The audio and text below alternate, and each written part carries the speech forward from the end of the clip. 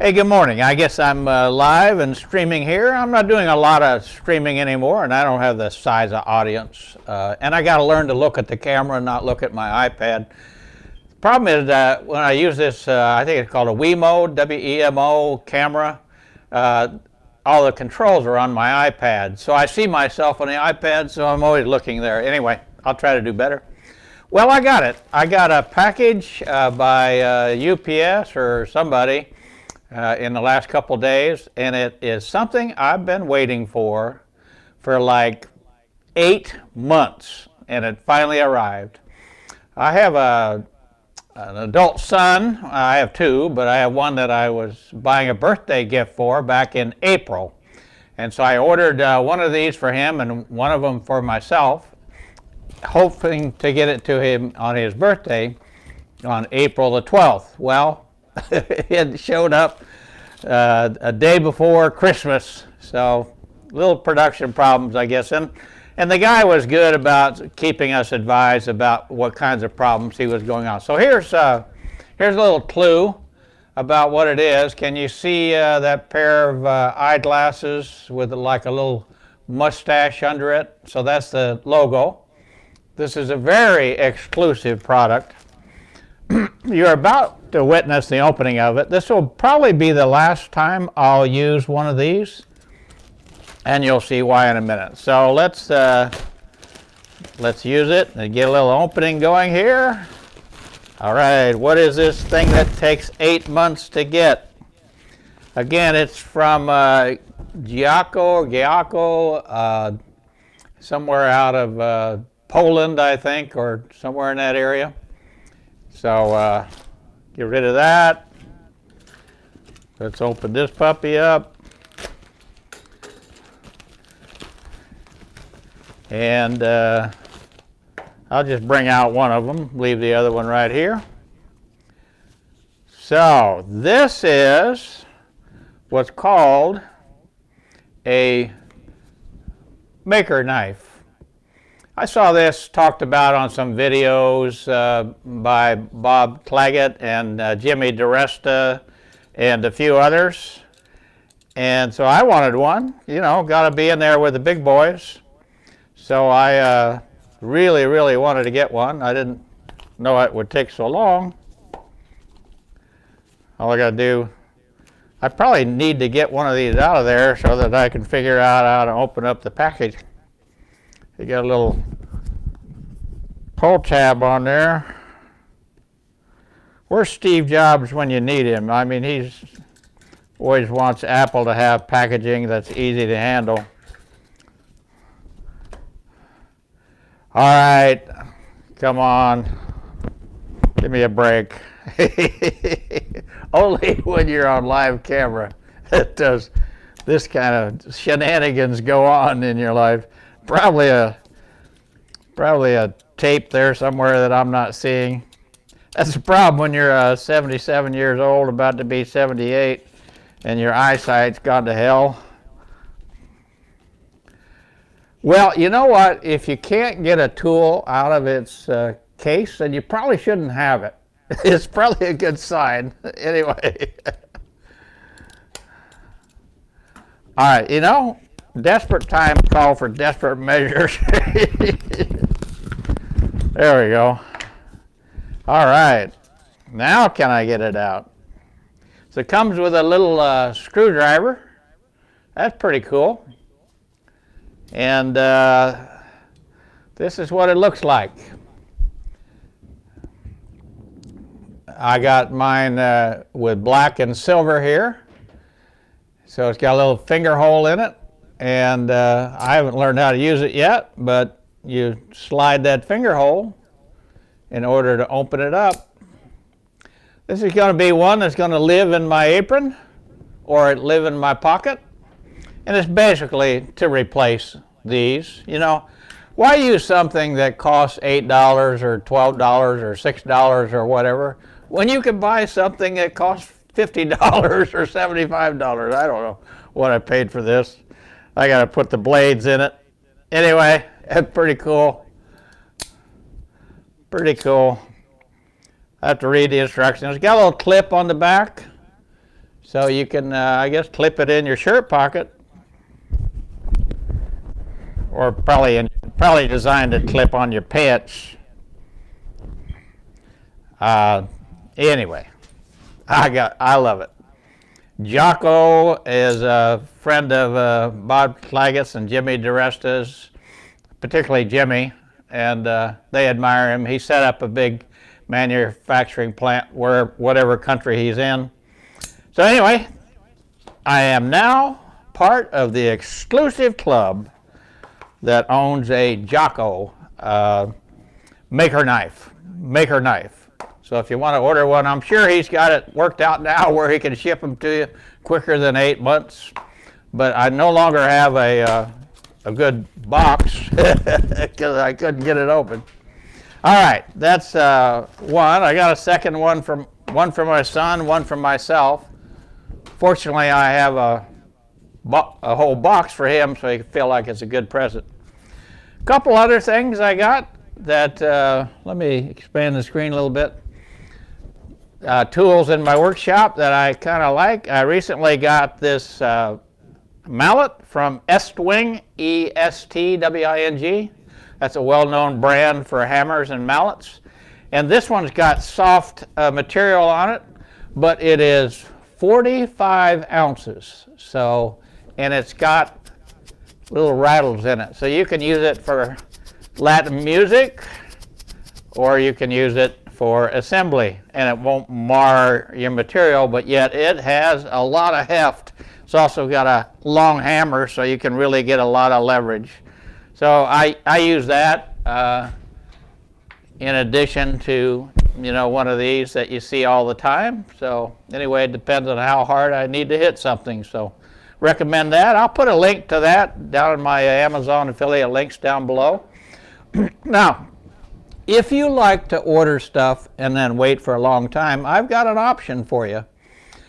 I actually got this one quickly. It's from DuraGrit, and it's a 90-degree sanding block with Carbide. And so instead of sandpaper, it has this mesh full of Carbide. And I think probably I saw that on Stumpy Nubs or somebody. I'm not sure who. That's the problem with my watching YouTube videos, is if somebody's got a tool, then I got to have it. So it works, you know, for those sponsors. I don't have any sponsors, but so DuraGrit, D-U-R-G-R-I-T, knives A-G, you know, and what happens is it lasts 100 times longer, they advertise, I don't know if that's accurate, than sandpaper. And you can get it in different grits. I've got this in 60 grit. And I just went on to see where I ordered it, see if I got it off of Amazon, and no, I went to an actual link somewhere. I forget who gave me a discount code. But I noticed on their website, it says sold out. And they'll be delivering, I think they said, near the end of February. So if you want to go online and order something and wait for it, like I did my maker knife, then here's an item for you. If it's after February of 2020 and you want to get something really handy, and I find myself grabbing it all the time now instead of using my sanding blocks with the 60 grit paper and then having to change that fairly quickly. I got an unbelievable supply of sandpaper, so I don't know why that bothers me. When you get to my age, and you buy a supply of things, sometimes a fairly small supply can be a lifetime supply. So I bought a whole bunch of sandpaper, probably cheap crap, off of Amazon, and it's all stacked up, and I don't change my stuff as often as I should, but I'm going to do more of that. Well, what we got going on in the workshop, just a little update. I am working on, and this is not the official announcement, just kind of a little pre-release for all 5 of you who will watch my video. Let me check something here.